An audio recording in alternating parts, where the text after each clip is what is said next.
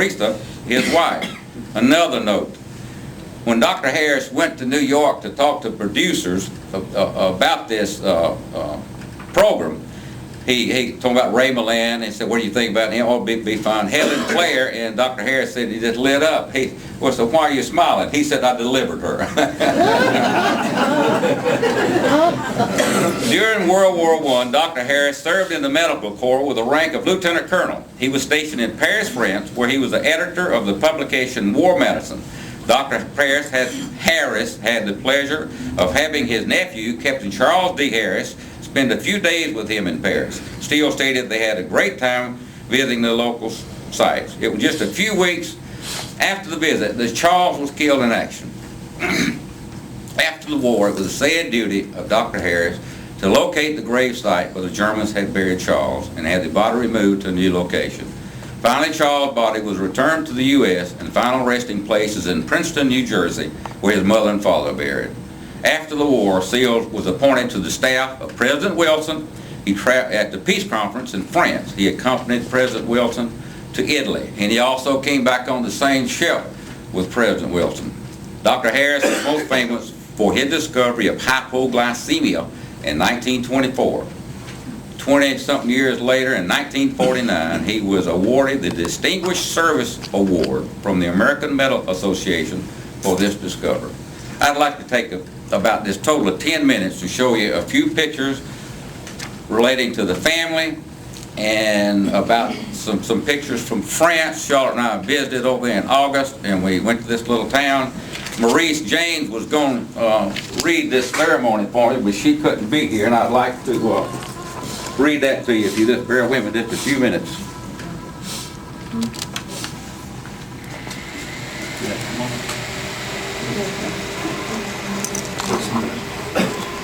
Does it point the right one? Just take some. Take some. Oh, it does, okay.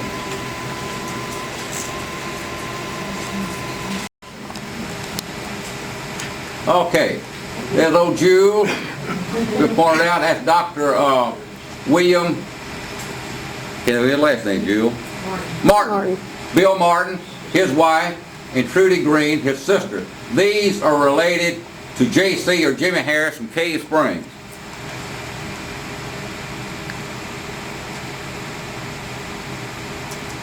All right, as Andrew Seals Harris, that's in Marietta. He lived with his brother J.C. Harris when Harris was teaching at the private school.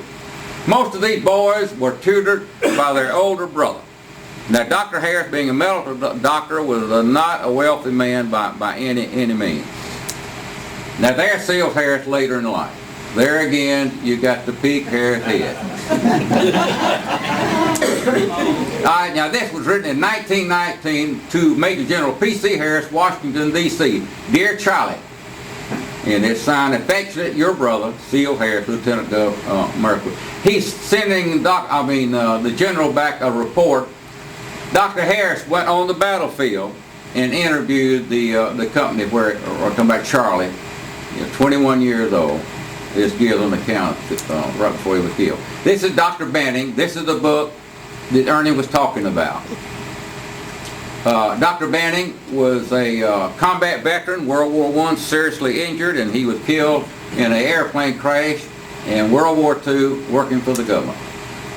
This is a real interesting picture. This is a family picture. That's Dr. Harris right there. That's Judge James.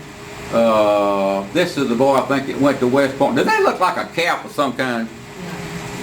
He probably was at the military school. This is the future general right here, and this was Charles. Now, I changed the name down here. This picture was made in 1897. I found this picture 3 different locations. Date's always the same. But under here, the captions were always different. They had the other Harris boy listed, but he was not born to 1898, and I checked with a lot of people that know about this, so this had to be our Charles. This is their mother, this is the father, and I think this is the youngest girl right here. All right, this is probably the late 20s or 1930. Dr. Harris, his son, who later died in the war. That's Hunter, that's the general, no, wait a minute. Excuse me. This was the general. This is J.C. These pictures in the back if you want to take a better look. Okay, this is James Coffee Harris and their children. This is Agnes right here. His first wife died and he remarried, and he was married to a Sims, and I cannot think of the other. Simmons. Alright, there's Miss Della, Garrett, and J.C. or Jimmy as they call him. Okay, Harris Motor Company, D.H. Garrett, General Manager. A guy from Ohio found this at auction and sent me a copy. Right here, Dear Brother Will. And in this she gives a report, financial report, which is not too good. And when at conclusion, she said, I hope this warrants keeping the business open. So it probably didn't.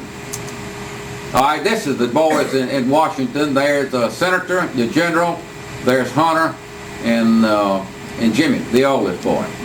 They dined once a week at the Army and Navy Club and visited with the president. I mean, these guys were big time. There's Hunter.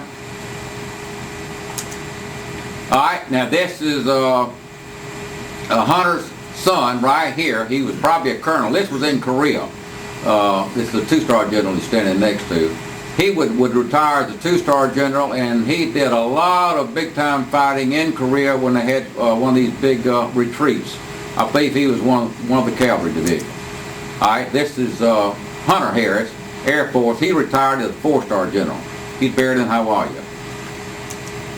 All right, this is Hunter and his wife are buried in Athens, Georgia. It's a real old cemetery over there, and that's where they're buried. Kenson Brannon took these pictures for this for me.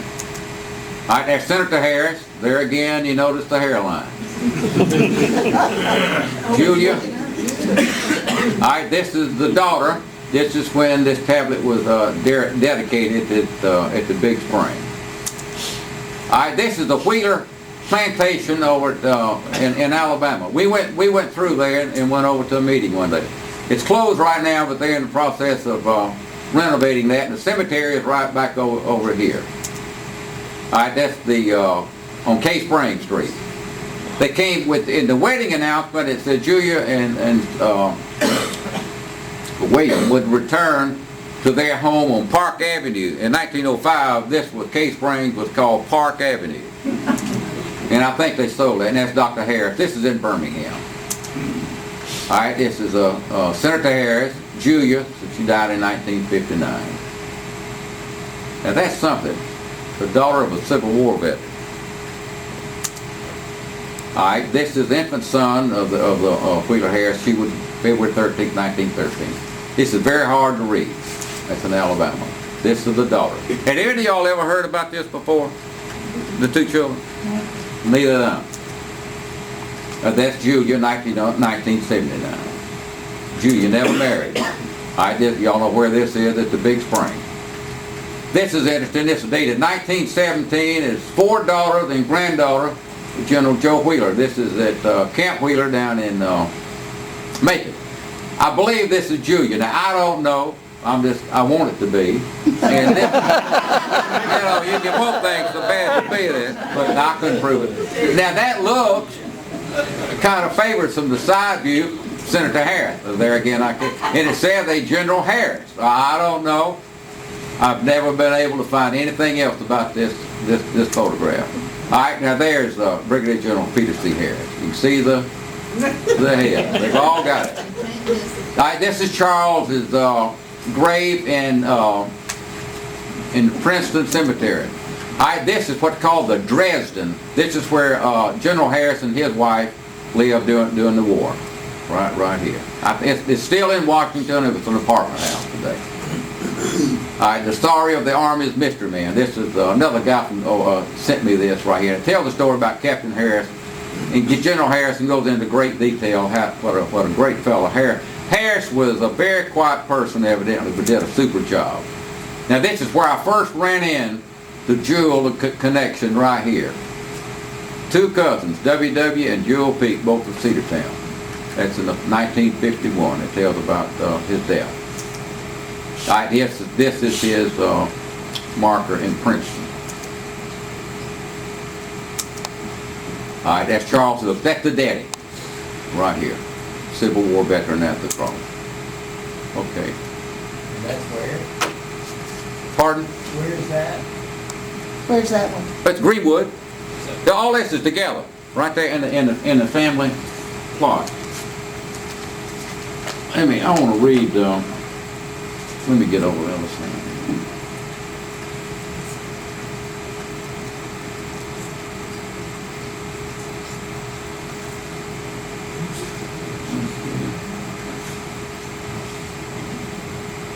I'm getting there. Okay.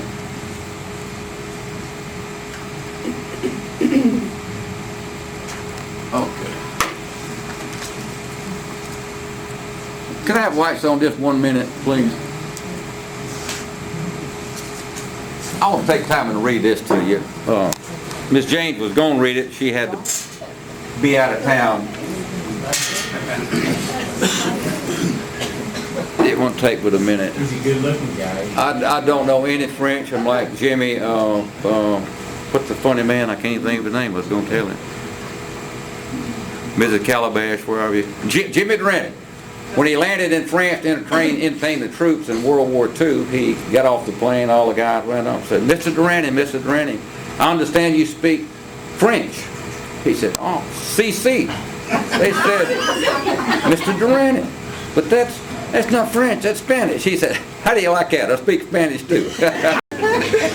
A friend of mine sent me this, and I'm not going to try to pronounce the name of the French town, and we'll go through that here. Diploma of Honor. Now this was originally in French, it's been translated. Diploma of Honor. The mayor and municipal council of the commune of Claire-le-Grand in the department of the Meuse, that's next to the Meuse River, in remembrance of Captain Charles Dashiell Harris, an officer in the U.S. Engineers, who on 20 October 1918 neutralized an enemy position on the heights above Claire-le-Grand in the wood known as something Claire, I can't pronounce that,